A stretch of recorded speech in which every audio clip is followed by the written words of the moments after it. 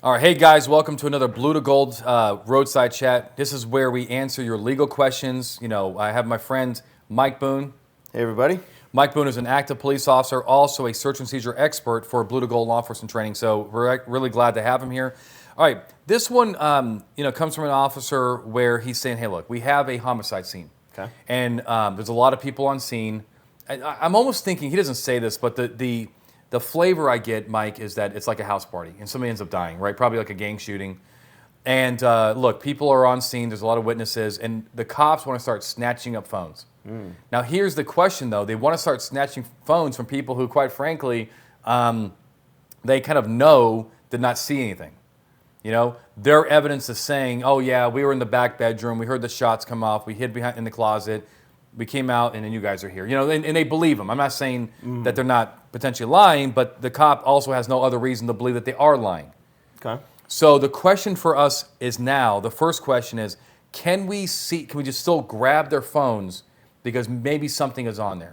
So, as it's described here, no reasonable suspicion that there's evidence on the phone, definitely no probable cause on the phone. Basically saying, I don't think there's anything on there. Mike, I think it's the opposite. I think the flavor I'm getting here is that the cops are actually probably have facts or circumstances to believe the opposite has occurred So here. not even a argument that there's anything on there. No, yeah, I saw it, but I had nothing to do with the type stuff. I think that these cops believe that they really were not involved at all and just have no evidence of this, spontaneous confrontation. And So snatching up phones, short of consent. Hey, can I check your phone? Can I look at your phone? No, we're not taking that. all right, so what is the standard then? What is the standard? What are you going to tell these cops that are thinking about snatching up phones, at least temporarily? At least temporarily, at least reasonable suspicion, right? You've got some facts, some circumstances that believe that there could be evidence on that phone. There could be, maybe they're, recording or doing something where you've maybe heard or a conversation or something that you believe that there's something that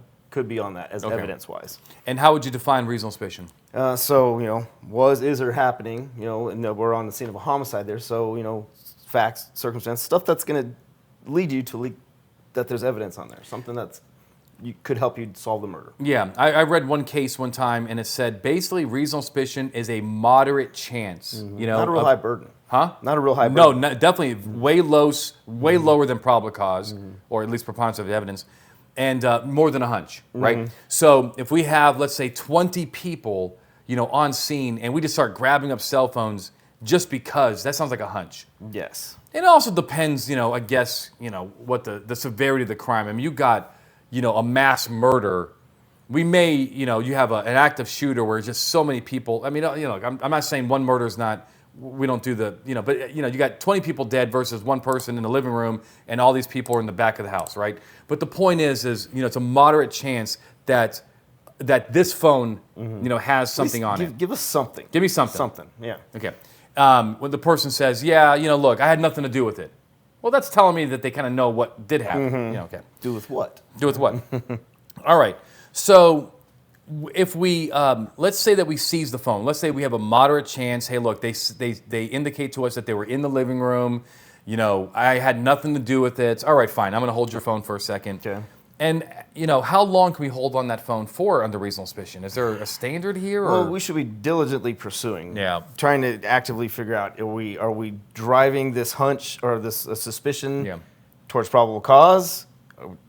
Then cool. If we're working away from that, then there's going to be a point in time where you go, all right, well, here's your stuff back. Yeah. And maybe work towards consent. Yeah, no, look, I love the word diligently. It's actually one of my favorite words when it comes to reasonable suspicion, because the courts are always saying, hey, look, when it comes to these Terry investigations, these investigative detentions, we're going to give you some latitude to solve crimes and so forth. Confirm, dispel, right?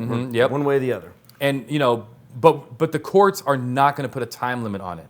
Not the federal courts, or not most states. In fact, the only state that even has a time limit is actually your state, which is Nevada. But it's not on a phone; it's on a person. Correct.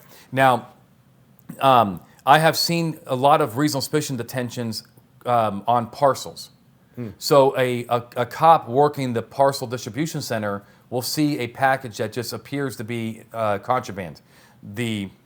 We can get into parcel interdiction. All the indicators. All the indicators, right? Can I do a little plug? And maybe Rick, the producer, after we edits this video, who put in the RSPC Pocket Guide. Ooh. And I have a chapter in there about narcotics interdiction and so forth, and I talk about parcel interdiction. So anyway, but going back to the story at hand, the courts have held multi-day detentions of parcels. Mm-hmm. Now, after a while, you start burning your recipient because, like, oh, my package is not arriving, so you better kind of be kind of quick. But they've upheld it, and then the controlled deliveries when the dog alerted on it and so forth. So I kind of think about it on phones. Holding a person's phone with reasonable suspicion can be done. Maybe it's overnight, but you better have a damn good reason for doing it.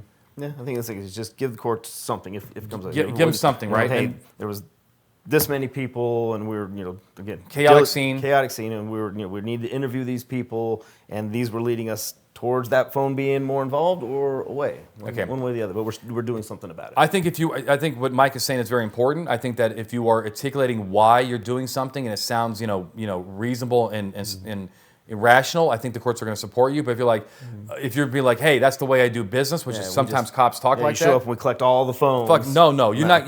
Throw them in a bag. Throw them in a bag. Hey, I'm at a supermarket, and and somebody dies in aisle 5, but I'm all the way in the butcher. And some cop says, hey, give me your phone. No, you ain't taking my phone. No. Have a moderate chance that something's on my phone that could help your investigation. All right, my friends, this is what we have for you. I hope these roadside chats are useful. Before you leave, I'm going to ask you to hit like. That shows love to people like Mike, who spend his time coming on the show, right? He could be spending this time with his family. Maybe you don't like your family?